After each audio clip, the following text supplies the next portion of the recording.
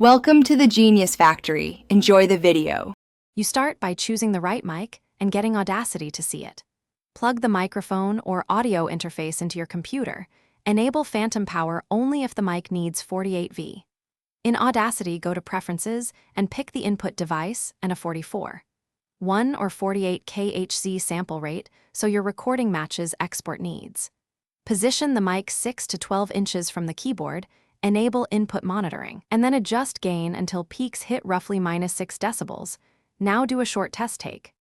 Once you have a clean test take, record your full performance and keep several takes so you can comp later. Make a short room tone clip of 3 to 5 seconds to use with Audacity's noise reduction tool. This reduces hiss consistently. After recording, apply a high-pass filter around 80 Hz to remove rumble, then use gentle compression to even dynamics so key transients remain clear.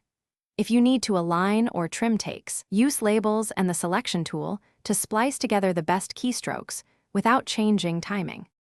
To finish, check final levels so loudest peaks stay below 0 dB to avoid clipping. Normalize to -1 or -3 dB if needed. Export a WAV file for archiving and an MP3 at 192/320 kbps for distribution, and fill metadata in the export dialog so files are labeled.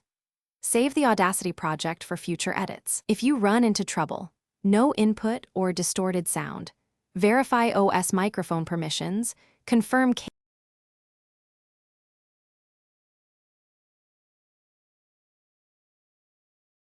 Thanks for watching. If you found this helpful, don't forget to like and subscribe.